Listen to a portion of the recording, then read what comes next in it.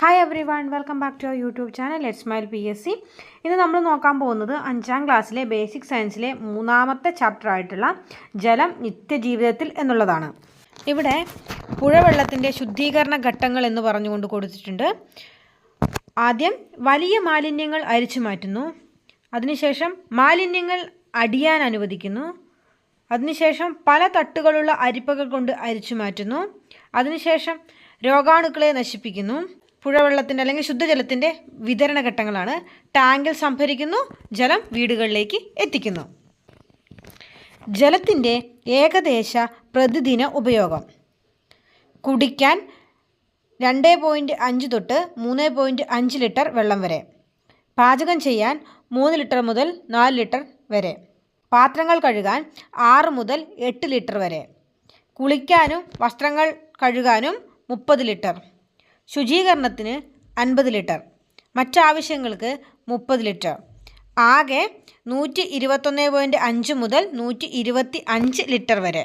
കൂടുന്ന ആവശ്യവും കുറയുന്ന ലഭ്യതയും: ജനസംഖ്യാ വർധനവും ജലമലിനീകരണത്തിൻ്റെ തോതിലുള്ള വർധനവും കാരണം ശുദ്ധജല ലഭ്യത കുറഞ്ഞു വരികയാണ്. ലോകത്തെ 200 കോടിയോളം മനുഷ്യർക്ക് ആവശ്യത്തിന് ശുദ്ധജലം ലഭിക്കുന്നില്ല എന്നാണ് കണക്കുകൾ സൂചിപ്പിക്കുന്നത്.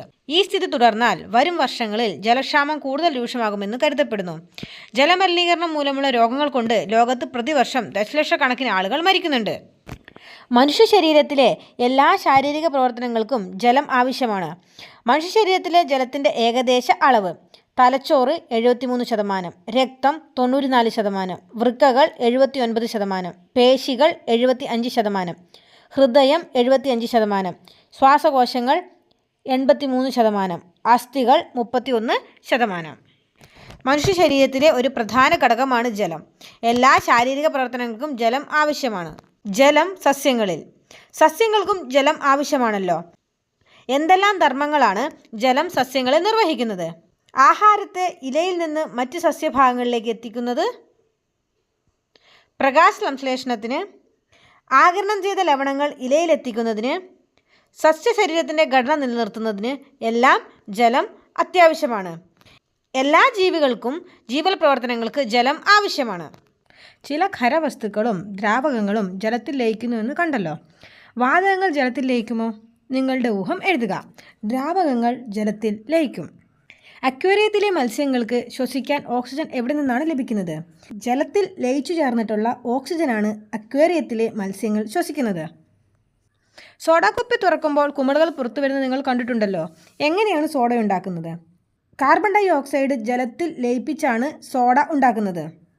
സോഡാക്കുപ്പി തുറക്കുമ്പോൾ ജലത്തിൽ ലയിച്ചു ചേർന്ന കാർബൺ ഡൈ ഓക്സൈഡ് വാതകം സ്വതന്ത്രമാകുന്നു. അപ്പോഴാണ് കുമിളകൾ ഉണ്ടാകുന്നത്. ഇനി എന്താണ് ലീനം, ലായകം, ലായനി എന്ന് നോക്കാം. ലയിച്ചു ചേരുന്ന വസ്തുവിനെ ലീനം എന്ന് പറയുന്നു. ലയിച്ചു ചേരുന്ന വസ്തുവിനെ ലീനം എന്ന് പറയുന്നു. എന്തിലാണോ ലീനം ലയിച്ചു ചേരുന്നത് ആ വസ്തുവിനെ ലായകം എന്ന് പറയുന്നു. ലീനം ലായകത്തിൽ ലയിച്ചുണ്ടാകുന്നതാണ് ലായനി. മനസ്സിലായില്ലേ? അതായത് ഏത് വസ്തുവാണോ ലയിച്ചു ചേരുന്നത് അതാണ് ലീനം.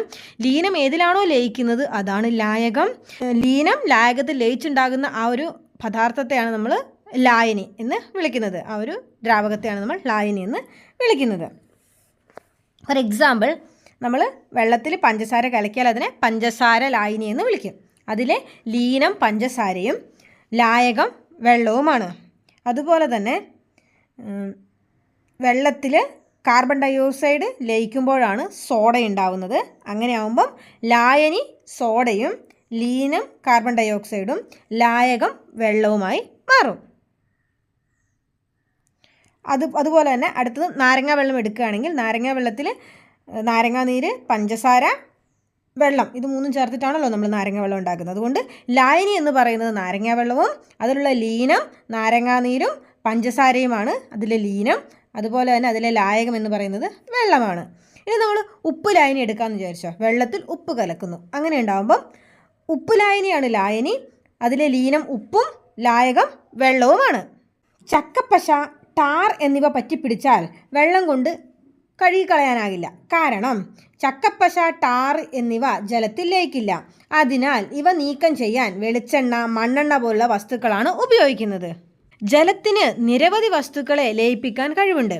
അതിനാൽ ജലത്തെ സാർവിക ലായകം അഥവാ യൂണിവേഴ്സൽ സോൾവെൻറ്റ് എന്നാണ് വിളിക്കുന്നത്.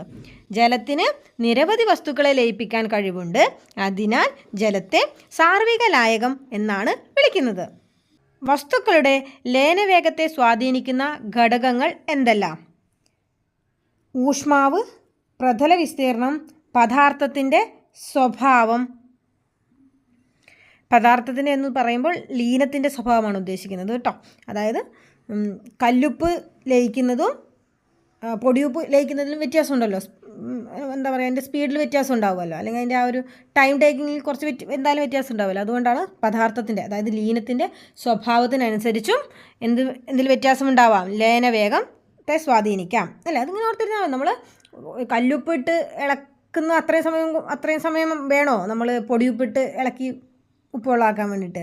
കുറവ് മതി അല്ലേ. അപ്പം ആ ഒരു നമ്മളതിലിടുന്ന ലീനത്തിൻ്റെ സ്വഭാവത്തിനനുസരിച്ച് നമ്മുടെ ലയനവേഗത്തിന് മാറ്റങ്ങൾ ഉണ്ടാവാമെന്നാണ് പറയുന്നത്. എന്തൊക്കെയാണ് വസ്തുക്കളുടെ ലയനവേഗതയെ സ്വാധീനിക്കുന്ന ഘടകങ്ങൾ? ഒന്ന് ഊഷ്മാവ്, അതായത് നമ്മൾ ചൂടുവെള്ളത്തിൽ ഉപ്പ് കലക്കുന്നതും അതുപോലെ തന്നെ തണുത്ത വെള്ളത്തിൽ ഉപ്പ് കലക്കുന്നത് ഏതാ വേഗം കലങ്ങുക? ചൂടുവെള്ളത്തിൽ കലക്കുമ്പോഴാണ്. അപ്പോൾ അതുകൊണ്ട് ഊഷ്മാവ് ഒരു കാരണമാണ്. അതുപോലെ തന്നെ പ്രതല വിസ്തീർണം, നമ്മൾ എടുക്കുന്ന പാത്രം അല്ലേ, നമ്മൾ ചെറിയൊരു പാത്രത്തിൽ വെള്ളം എടുത്തിട്ടാണ് നമ്മളത് ഇളക്കുന്നതെങ്കിൽ കുറേ സമയം എടുക്കും. പക്ഷേ കുറച്ചും കൂടി വീതിയുള്ള പാത്രത്തിലാണ് നമ്മൾ ഉപയോഗിക്കുന്നതെങ്കിൽ നമ്മൾ കുറച്ചും കൂടി വേഗത്തിൽ അത് നമുക്ക് കലക്കിയെടുക്കാൻ വേണ്ടി സാധിക്കും. അപ്പം ആ എടുക്കുന്ന പാത്രത്തിൻ്റെ പ്രതല വിസ്തീർണം, അതുപോലെ തന്നെ പദാർത്ഥത്തിൻ്റെ അഥവാ ലീനത്തിൻ്റെ സ്വഭാവം, ഇത്രയും വെച്ചിട്ടാണ് ഒരു വസ്തുവിൻ്റെ ലയനവേഗം ഉണ്ടാകുന്നത് അല്ലെങ്കിൽ അതിനെ സ്വാധീനിക്കുന്നത്. വെള്ളത്തിൻ്റെ ഖരാവസ്ഥയാണ് ഐസ്. ഐസ് ചൂടാകുമ്പോൾ ജലമാകുന്നു.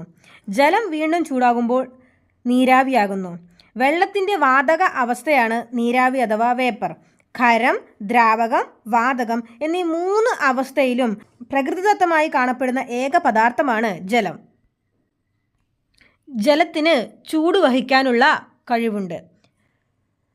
ജലത്തിന് ചൂട് വഹിക്കാനുള്ള കഴിവ് കാരണമാണ് നമുക്ക് ചോറൊക്കെ ഉണ്ടാക്കുക, അരി വേവിക്കാൻ വേണ്ടി സഹായിക്കുന്നത്. അതുപോലെ തന്നെ വാഹനങ്ങളുടെ എഞ്ചിൻ തണുപ്പിക്കുന്നതിന് വേണ്ടി നമ്മൾ കൂളൻ്റായിട്ട് നമ്മൾ വെള്ളം ഉപയോഗിക്കാറുണ്ട്. അതുപോലെ തന്നെ കരക്കാറ്റും കടൽക്കാറ്റും ഉണ്ടാകുന്നതിന് കാരണം ചൂട് വഹിക്കാനുള്ള ജലത്തിൻ്റെ കഴിവാണ്.